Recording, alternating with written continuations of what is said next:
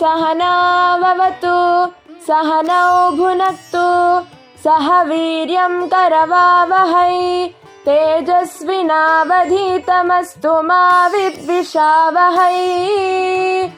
ಓಂ ಶಾಂತಿ ಶಾಂತಿ ಶಾಂತಿ.